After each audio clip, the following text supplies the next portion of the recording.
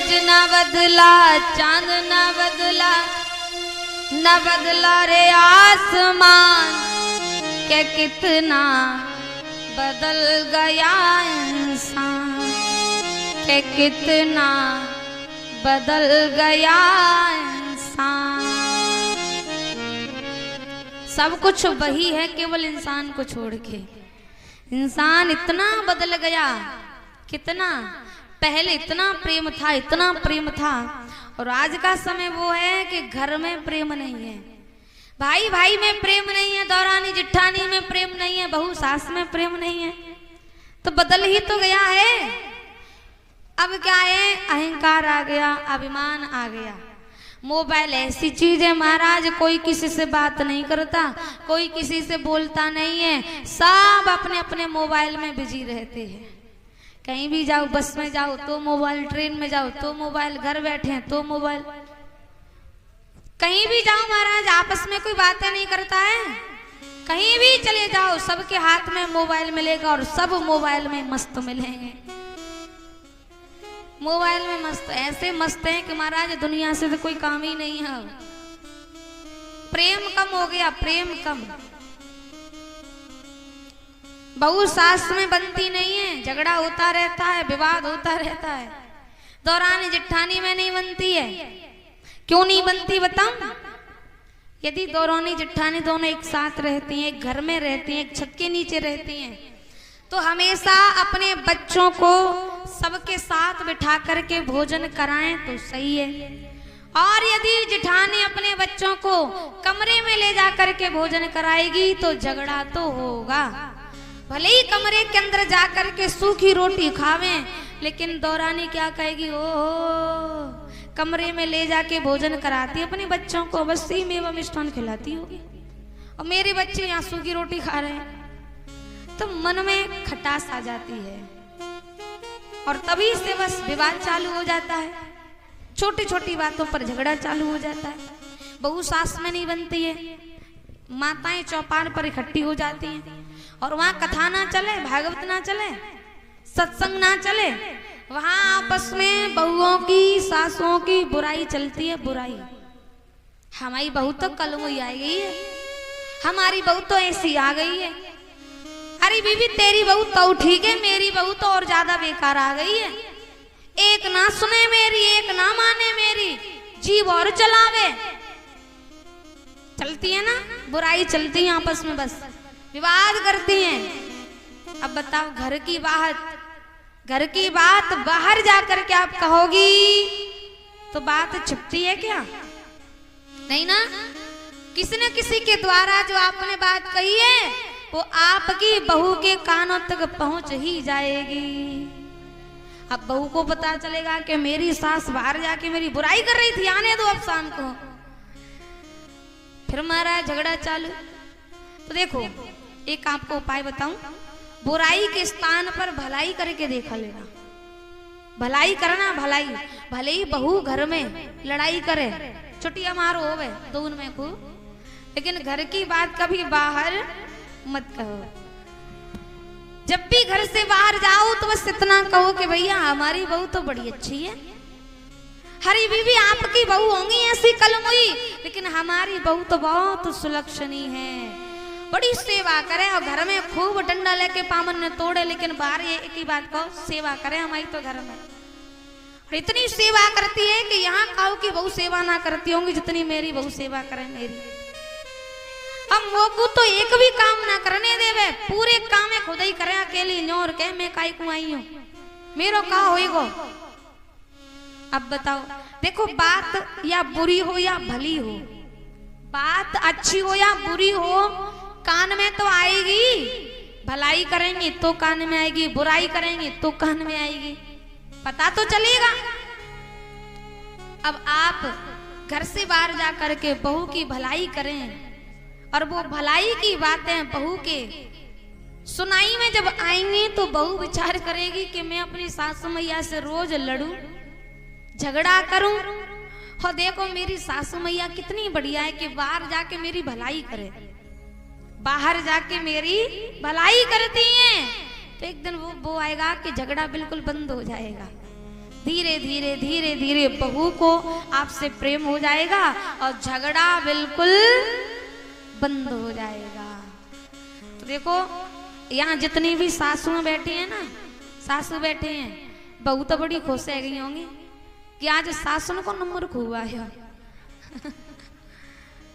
अच्छा देखो जब राम जी का विवाह होकर के चारों बहू अवध में आई ना, तो दशरथ जी समझाते हैं बधू लड़की ने पर घर आई और राख्यो नयन पलक की नाई।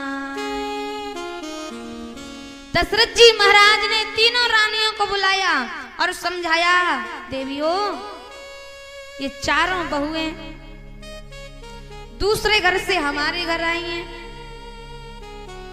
हमारे घर की क्या रीति रिवाज है इनको नहीं पता, तो आपको इनकी रक्षा करनी है। कैसे करनी है? राखे नयन पलक की नाई। जैसे ही हमारी आंख में धूल मिट्टी आती है, हमारी आंख बंद हो जाती है। धूल मिट्टी कुछ भी आती है तो आने से पहले, पड़ने से पहले आंखें तुरंत नीचे झपक जाती है, पलक नीचे गिर जाता है। जैसे आंख की रक्षा पलक करता है, आंख के ऊपर कोई भी संकट आने नहीं देता है, आने से पहले ही आंख के ऊपर हावी हो जाता है। ठीक इसी प्रकार आपको इन बहुओं की रक्षा सेवा करनी है। यदि इस प्रकार आज भी कोई समझावे तो शायद झगड़ा ना होवे। बहू जब घर में आती है तो सास कहती मैं तो सास हूं, मैं जो कहूंगी वो होगा, जो करूंगी वो होगा। क्यों? मैं सास हूं ना। अब सास को लेके बैठ जाती मैं सास हूं। अब बताओ, अच्छा सास किसे कहते हैं? साधारण सी बात है, सास किसे कहते हैं? जो बहू को सांस न लेने दे उसे ही सास कहते हैं। मगर ऐसी भी बात नहीं है, यहाँ ऐसी भी सास बैठी होंगी कि जिनकी बहू अपने ससुराल में राज कर रही होंगी, राज। ऐसी भी सास है महाराज जो सास अपनी बहुओं से बताए कैसे बोलती हैं, तुम करके बोलती हैं। बहू तुम भोजन बना लो, तुम भोजन कर लो, तुम मायके चली जाओ, तुम ये काम कर लो, मैं ये काम कर लेती हूँ, बोलती है ना। कई सास ऐसी होती हैं और कई ऐसी होती हैं कि महाराज बहू और सास में 36 का आंकड़ा रहता है, और कई ऐसी रहती हैं बिल्कुल प्रेम से कोई पहचान भी नहीं पाता है कि ये बहू सास है या माँ बेटी है। और जिस घर में प्रेम रहता है वहीं लक्ष्मी का वास है, वही आनंद छाए रहते हैं। वो घर घर नहीं फिर स्वर्ग के समान हो जाता है। तो ऐसे करके समझाइए। और देखो जब आपका पति संकट में हो तो पति से हट करके दूर मत जाइए, पति के साथ चलिए, सुख दुख में साथ रहिए। क्योंकि आपका जब विवाह हुआ, अग्नि को साक्षी मान करके 7 फेरे लेकर के आई हैं कि सुख दुख में साथ रहेंगे। जब तक सुख था तब तक आपने ऐसा किया, और जैसे दुख आया तो छोड़ करके चले गए। ऐसा नहीं होना चाहिए। मैया जानकी जी से सीखिए। पियहि की सिया जान निहारी, मने मोदरी मने मोदित उतारी। मैया जानकी जी ने पति के हृदय की बात जान करके और अपने हाथ से अंगूठी उतार के दे दी। लो स्वामी केवट को उतराई दे दो, उतार के दे दी। राम जी ने कहा नहीं है, राम जी ने कहा नहीं है, बल्कि मैया जानकी जी राम जी के हृदय की बात जान गई, समझ गई। पियहि की सिय जान निहारी, पति के हृदय की बात को जान गई मैया जानकी जी। ये तो महाराज कहा नहीं है, फिर भी पहचान गई, अंगूठी उतार के दे दी। और यदि आपके पति आपसे मांगे कि देवी आपके गले का जो मंगल सूत्र है आप मुझे दे दो, कुछ पैसों की आवश्यकता पड़ गई है, तो उसे कहीं रख करके या बेच करके और मुझे पैसे चाहिए, मेरा काम हो जाएगा, तो आप नहीं देंगी? शायद दे देंगी, दे देंगी। कौन कौन मैया बैठी हैं जो दे देंगी? नहीं देंगी। हाँ अच्छा आप बैठे हैं, जय हो। कई माताएं ऐसी होती हैं, बोले ना चाहे कुछ भी हो जाए मैं ना दूंगी, मेरी मम्मी ने मेहनत करके बड़े खन बना पाया हो है, अम्मो को दियो है, इसलिए मैं नहीं दूंगी। अब बताओ पति रोज मरे लेकिन सोनो, पति जाए तो जाए लेकिन सोना चांदी नहीं जावे। तो ऐसे सोने चांदी का भी क्या करोगी? आपका पति आपसे दूर हो जाए, सोना चांदी किसी काम आएगा? ये धन किसी काम आएगा? नहीं आएगा ना।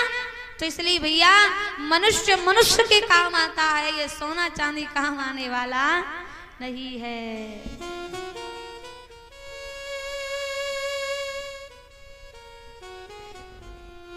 इस संसार में जब हम आए हैं तो कुछ लेके नहीं आए हैं। क्या ले करके आया जग में, क्या ले करके जाएगा। मुट्ठी बांध आया जगत में, हाथ पसारे जाएगा। हम कुछ साथ लेकर के नहीं आए हैं। मैया जानकी जी ने अंगूठी दे दी, उतराई दे दो, तो केवट लेता नहीं है। केवट कहता है आए तुम मेरे घाट पार मैंने कर दिए, आऊं मैं तुम्हारे घाट पार मोहे कर दिया। आप मेरे घाट आए हो, मैंने आपको पार कर दिया, और जब मैं आपके घाट पर आऊं तो आप मुझे पार कर देना।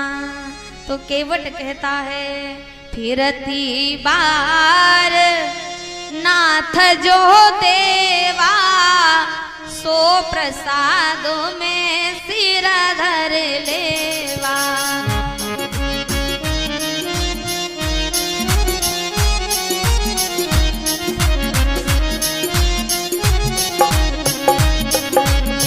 फिरती बार नाथ जो देवा, सो प्रसादों में सिर धर लेवा।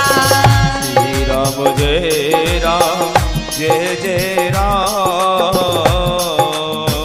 श्री राम जय राम जय जय राम। श्री राम जय राम जय जय राम, श्री राम जय राम जय जय राम। जय जय राम, श्री राम जय राम जय जय राम। केवट क्या कहता है? फिरती बार नाथ जो देवा, सो प्रसाद में सिर धरे लेवा। लौट करके आएंगे तब जो भी देंगे वो स्वीकार करूंगा।